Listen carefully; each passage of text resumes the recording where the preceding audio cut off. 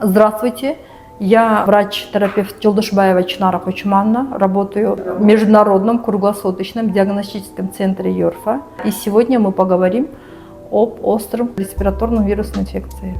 ОРВИ – это острое респираторное инфекционное заболевание. Это инфекционно-воспалительное заболевание. Источником развития являются вирусы. Передается через воздушно-капельным путем. В основном поражаются дыхательные пути. Симптоматика ОРВИ протекает от 3 до 7 суток. Симптомы ОРВИ – это может быть общие симптомы интоксикации, головная боль, снижение работоспособности, повышение температуры тела до 38,5, насморк, слезотечение, першение в горле, головная боль, ломкость в суставах, миалгия, снижение аппетита. Фактором риска развития ОРВИ являются дети, потому что у них иммунитет только формируется.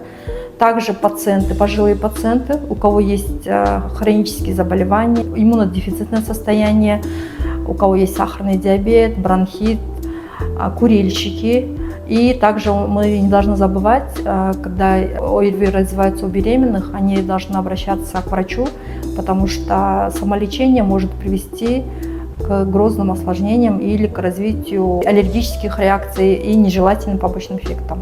При развитии первых симптомов ОРВИ рекомендован постельный режим, так как организм быстрее справляется с болезнью, восстанавливается иммунитет и снижается риск заражения других людей.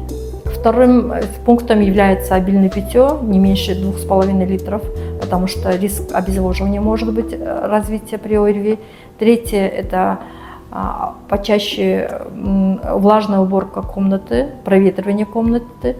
Четвертое – полноценный сон не менее 8 часов и употребление, полноценный прием пищи с продуктами большим содержанием витаминов, белков и так далее, чтобы иммунитет быстрее восстановился. И в конце, если у вас нет возможности оставаться дома, после посещения общественных мест рекомендовано промывание полостей носа, полоскание ротовой полости физраствором, солевым раствором. Не принимайте лекарства без назначения врача.